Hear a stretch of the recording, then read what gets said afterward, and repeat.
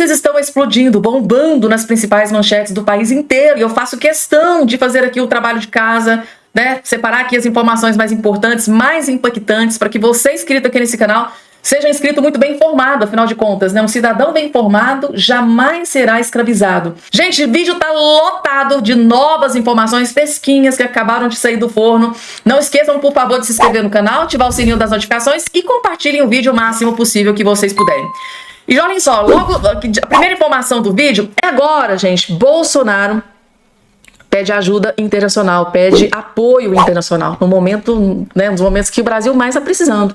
Bolsonaro diz que o Brasil precisa de apoio internacional contra problema de ditadura, gente. Tá aqui a informação. O ex-presidente Jair Bolsonaro pediu ajuda internacional para que o Brasil saia de um suposto problema de ditadura vivido no país. A fala foi dada ao jornal britânico, tá? E publicada nessa terça-feira, 25, mesmo dia em que o Supremo Tribunal Federal começou a analisar a denúncia feita pelo PGR para torná-lo por suposta tentativa de golpe de Estado. Ao periódico britânico, tá? Bolsonaro disse que o Brasil não consegue sair sozinho da situação em que se colocou e que há um movimento em relação a uma ditadura de esquerda semelhante à da Venezuela. Temos um problema de ditadura, uma ditadura real. O Brasil não tem como sair dessa situação sozinho. Precisa de apoio internacional, disse ao Financial Times, né, um dos jornais mais renomados aí no mundo inteiro, gente, tá? Então, segundo o Bolsonaro, tá, o Brasil precisa de ajuda internacional, que segundo ele, o Brasil pode estar possivelmente passando por uma ditadura, né, da esquerda, gente, como acontece ali. O vídeo que acabou de vazar nas redes sociais de prisão, no momento da prisão. Eu vou trazer aqui também esse vídeo aqui para todos vocês. Além dessas outras informações, só não esqueçam de se inscrever no canal, ativar o sininho das notificações e compartilhar o vídeo o máximo possível que vocês puderem. E vocês, gente, precisam ter acesso às revelações bombásticas, tá? Que o Eduardo Bolsonaro acabou de fazer em um vídeo que ele publicou nas redes sociais, gente, tá? Assistam, não vou nem dar spoiler do que ele trouxe aqui. Mas assim, gente, nesse vídeo aqui ele traz uma denúncia bombástica contra o ministro do STF, Alexandre de Moraes. Agora sim vocês vão entender absolutamente tudo o que está acontecendo e o que ainda vai acontecer. Vejam só. Olá, pessoal. Queria comentar com vocês aqui e pedir opinião sobre uma matéria que saiu no Globo da Malu Gaspar. Até agora tem feito um jornalismo com seriedade, então, em que pese ela não revelar as suas fontes, vamos dar essa credibilidade aqui. Diz lá a chamada: a irritação de investigados da trama golpista com Eduardo Bolsonaro. Aí sempre as matérias de jornal, né, de maneira geral, colocam, né, fotos nossas, no mínimo bem esdrúxulas, para dizer o mínimo. E aí vem lá: a ofensiva beligerante do deputado federal licenciado Eduardo Bolsonaro contra o ministro Alexandre de Moraes, parece que ele é a vítima, não Moraes, nos Estados Unidos, de onde anunciou o afastamento do cargo e irritou investigados no inquérito da trama golpista que tramita no STF. Moraes é o relator do inquérito. Bem, está tudo errado, né? O Moraes jamais poderia ser relator desse inquérito. O presidente Bolsonaro, enquanto presidente, assinou um pedido de impeachment contra o Alexandre de Moraes. Alexandre de Moraes é aquele cara que falou que quer me pegar, né? Pegar o Eduardo Bolsonaro naquelas conversas que foram vazadas pelo WhatsApp de seus assessores, matérias publicadas pelo Glenn Greenwald, vocês devem lembrar. Além disso tudo, é o próprio Moraes que eu denuncio no exterior. E ele é o cara que julgou a questão do meu passaporte, quando deputados do PT pediram a sua apreensão. E segue a matéria aqui, né? Para 3 advogados ouvidos reservadamente pelo blog, a postura de Eduardo cria uma animosidade ainda maior entre o STF e os investigados, que se preparam para um revés no julgamento de terça-feira, dia 25, quando a denúncia deve ser recebida pela primeira turma sem maiores dificuldades. Ou seja, né, eu estou criando animosidade. Então, o que parece a estratégia deveria ser, então, né, você acalmar os ânimos e tentar partir com um diálogo com o juiz. Que, na verdade, né, falando isso, parece estranho, que no Brasil já se tornou muito comum, né? Você tenta explicar isso aqui para um estrangeiro, ele não consegue entender. Como é que é? Vocês têm diálogo com o juiz? O juiz não é aquele cara que fica, né, entre a defesa e a acusação de maneira imparcial, apenas seguindo as leis e adequando a lei ao caso concreto? Não no Brasil. No Brasil a gente já está tão mal acostumado com as invasões do STF em outros poderes, né, com o ministro dando opinião para tudo, até sobre música, inaugurando obra e etc., que a gente se acostuma com esse tipo de bizarrice.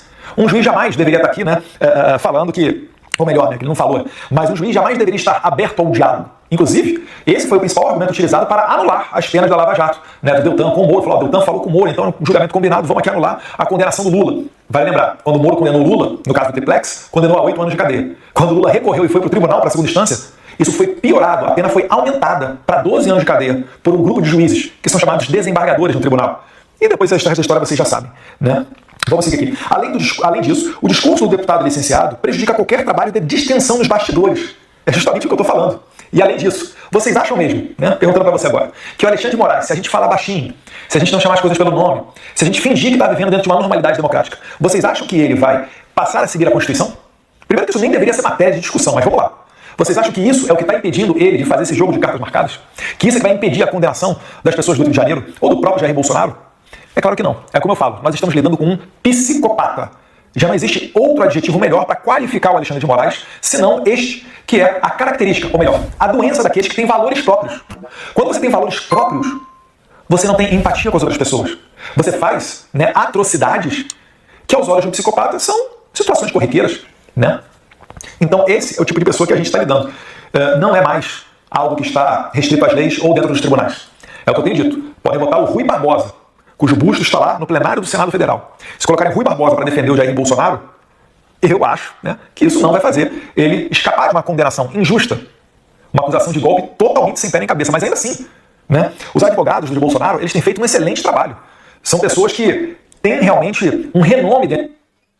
Tá aí, gente, o posicionamento do Eduardo Bolsonaro, dessa matéria, né, da Malu Gaspar, que é vexatório, né, gente? Às vezes a opinião, o posicionamento de alguns jornalistas de esquerda dá vergonha, né? É vergonha, é vergonhoso, né, pra classe, né, dos jornalistas, porque tem muito jornalista bom, de qualidade, de bem, que realmente trabalham com responsabilidade, ao contrário de muitos aí que participam, que trabalham para jornais militantes de esquerda, tá? E o que é que vocês acharam aqui da fala do Eduardo Bolsonaro? Falar baixinho com o Alexandre de Moraes, será que funciona? Adianta? Coloca aqui embaixo a sua opinião. Surpreender. E hoje ele detonou no julgamento do caso do golpe e disse na cara do ministro Alexandre de Moraes que a punição da cabeleireira Débora Rodrigues é exagerada. E que ele vai, presta atenção, ele vai revisar o caso da Débora e vai mudar a pena absurda de 14 anos. Que sopro de ar fresco que o ministro Fux está sendo nesse julgamento do caso do golpe. Ontem ele já divergiu de Moraes e do restante dos ministros da primeira turma, dizendo que quem deveria julgar Bolsonaro era o plenário do STF, não a primeira turma. Eu tenho vídeo sobre isso aqui no canal, você pode conferir depois. E hoje o Fux teve a coragem de dizer na cara do Moraes que a pena de 14 anos de prisão para Débora era exagerada e que ele vai revisar esse caso.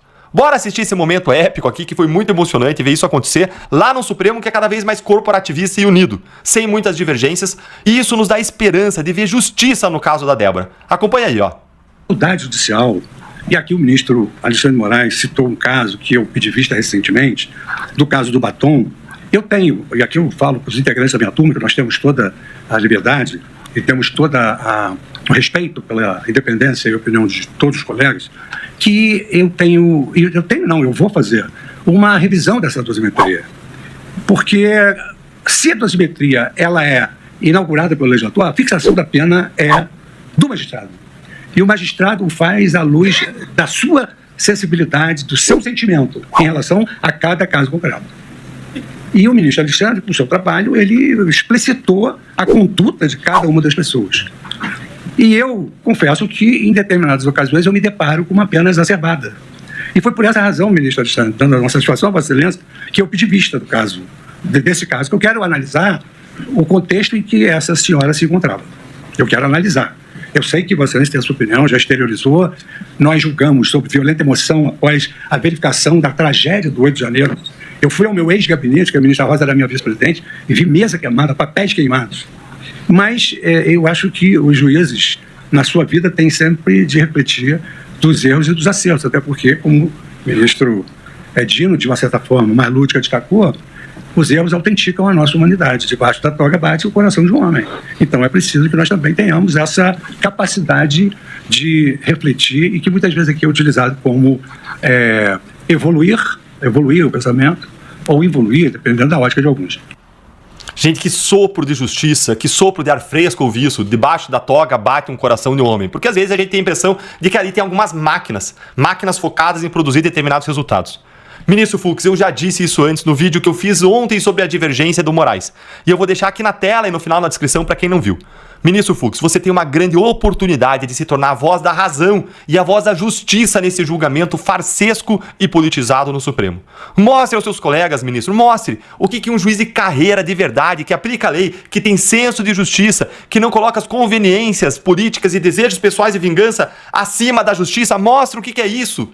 Mostra que você não coloca o sentimento de vingança, de retaliação, apesar de tudo que vocês viram lá de destruição, que vocês não colocam isso à frente do seu dever de julgar com justiça. Porque os outros ministros, eles precisam desesperadamente dessa lição, ministro Fux. E mais, o senhor pode ser a voz que vai garantir que 2 crianças, 2 meninos pequenos que estão há 2 anos sem a mãe, não passem os próximos 12 anos crescendo sem ela. E se você concorda comigo, curta o vídeo, se inscreve no canal, clica no sininho, porque eu tô fazendo aqui análise em tempo real desse julgamento, e assim você vai ficar por dentro de todas as novidades que eu vou trazer aqui pra você. E essa notícia aqui, gente, está sendo vista com muita positividade por Bolsonaro, né, por aliados do Bolsonaro, porque assim como aconteceu com o Lula, tá, a divergência do Fux pode abrir caminho para anular a condenação do Bolsonaro, uma eventual condenação. Vejam só aqui, ó, a divergência do ministro Luiz Fux durante o julgamento da denúncia contra o ex-presidente Bolsonaro contraria a competência do Supremo Tribunal Federal para julgar o caso, né? Levantou para a defesa a possibilidade de eventual anulação no futuro de eventual condenação por tentativa de golpe. As críticas do ministro sobre a delação premiada de Mauro Cid, ex-ajudante de ordem de Bolsonaro, também chamaram a atenção das defesas, que também poderão no futuro suscitar a anulação de toda a colaboração e de toda a investigação baseada nela. Durante a análise de questões preliminares, questionamentos sobre a regularidade da investigação levantadas pelas defesas de Bolsonaro e de outros 7 acusados, Fux acolheu o pedido para retirar o caso do STF por ausência de foro privilegiado por envolvidos e defendeu, né, se fosse mantida a competência na corte, a remessa do caso para o plenário composto por todos os 11 ministros. Ou seja, Luiz Fux mandou um recado: olha, esse caso do Bolsonaro nem era para estar sendo julgado aqui no STF. Então, essa foi uma divergência. E a segunda divergência, se por acaso eu for vencido e continuar aqui, né, pelo menos que seja julgado pela corte, por todos os ministros. E é exatamente essa divergência do Luiz Fux, porque a defesa do Bolsonaro já tentou diversas vezes, gente, a questão do foro privilegiado, né? O Bolsonaro não pode ser julgado no STF. Quantas vezes o corpo jurídico do Bolsonaro fez esse pedido ao STF, né, para que declarasse que o STF não tem competência para julgar? E agora, com a decisão do Luiz Fux, é vista como uma luz no fim do túnel, né, gente? E isso, tá? Essa divergência do Fux abriu caminho para Bolsonaro, assim como o Lula, como no caso do Lula, anular eventual condenação. Vocês estão entendendo, gente, tá? A reviravolta que pode acontecer no caso do Bolsonaro, se ele for eventualmente condenado, a reviravolta que pode acontecer somente por causa dessa divergência do Luiz Fux, ou seja, não foi por unanimidade, teve posicionamento contrário, e exatamente esse posicionamento contrário que pode fazer uma reviravolta em 360 graus aí, que pode ajudar de forma muito positiva o Bolsonaro. Tá? Foi colocado na internet o vídeo do momento em que o doutor Sebastião Coelho foi detido, no momento da prisão do doutor Sebastião Coelho. É esse que está aqui na sua tela. Veja o momento em que desembargador aposentado é detido pela Polícia Judicial do STF, gente, tá?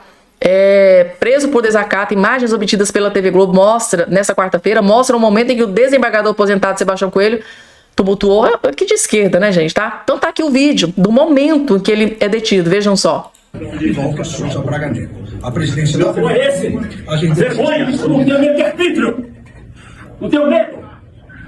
Arbitrários! Agendou as sessões arbitrários para os dias 25 e 26.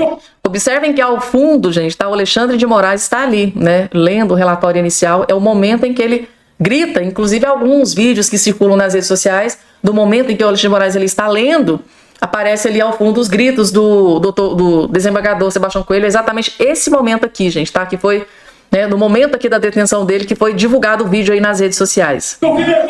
E 2020, arbitrários! com início às 9h30 e término às 12h30, bem como manter a convocação da sessão ordinária para Lembrando que, né, Alexandre de Moraes, segundo o doutor Sebastião Coelho, determinou a sua prisão, gente, tá? Ele recebeu voz de prisão nesse momento aqui. Ele estava bem furioso, nervoso, porque foi impedido, né, gente, de acompanhar o julgamento sem justificativa plausível, né? Porque disseram para ele que não tinha espaço, não tinha lugar. Ele olhou lá, viu que tinha várias cadeiras vazias. Aí que o homem ficou furioso mesmo, né? E agora, informação na tela, gente, tá? Ana Paula Henkel diz que prisão de Sebastião Coelho já repercutiu nos Estados Unidos, porque ele é advogado de Felipe Martins. É um nome que interessa muito aos americanos, porque eles estão preocupados com o Brasil também, mas eles estão preocupados com a soberania dos Estados Unidos. Ou seja, a prisão do desembargador Sebastião Coelho, aquele momento em que foi detido ali pelo STF, essa notícia repercutiu nos Estados Unidos, gente. Os Estados Unidos de olho nas prisões que vem acontecendo aqui no Brasil. Vejam só o comentário da Ana Paula Henkel, ó. Paula, vamos lá, eu acompanhei a entrevista dele, acho que de tanto, foram muitos absurdos, né, que nós ouvimos, muitos absurdos.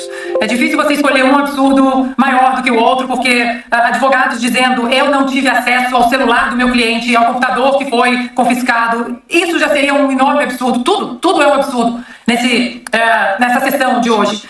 Mas a prisão decretada do desembargador, né, ex-desembargador, agora advogado Sebastião Coelho, isso já repercutiu aqui fora, Paula. Aqui fora, essa prisão já repercutiu aqui fora. As pessoas daqui sabem que ele é advogado do Felipe Martins e esse é um nome que interessa muito os americanos. Porque eles estão preocupados com o Brasil? Também, mas é maior do que isso. Eles estão preocupados com a soberania dos Estados Unidos da América. Quem cometeu a fraude de colocar o nome do Felipe Martins como Felipe Martins no sistema de imigração dos Estados Unidos. Saiu agora na coluna do Paulo Capelli, né, que há 3 julgamentos no STF que estão sendo acompanhados pelo governo Trump.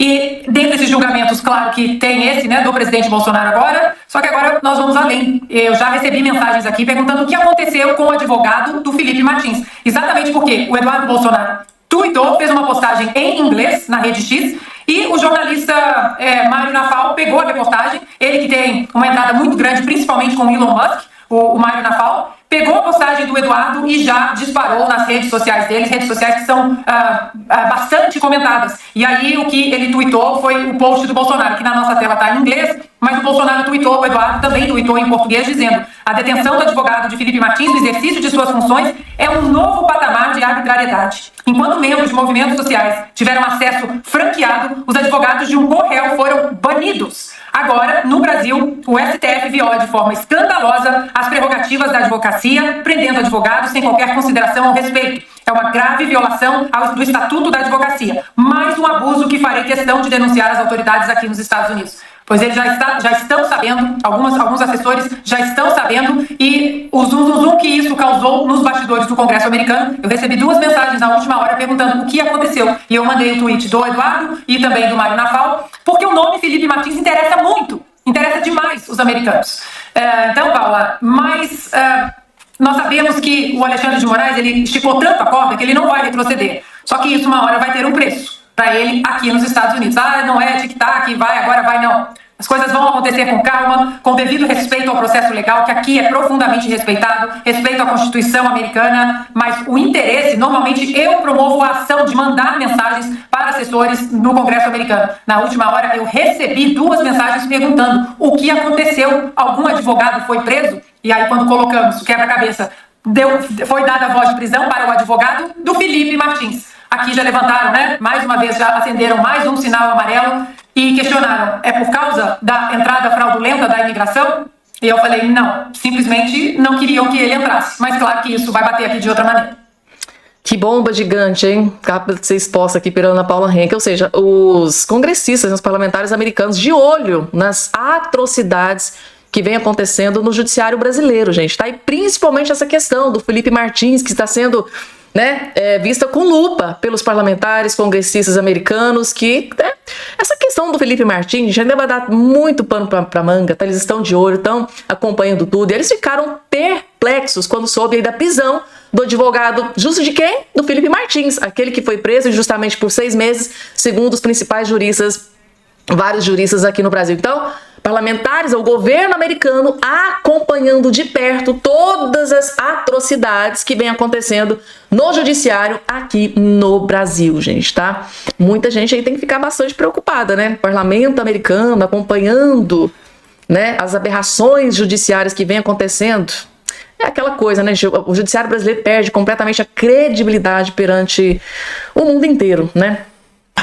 Teatro, mequetrefe, enfim, circo, ridículo, patético.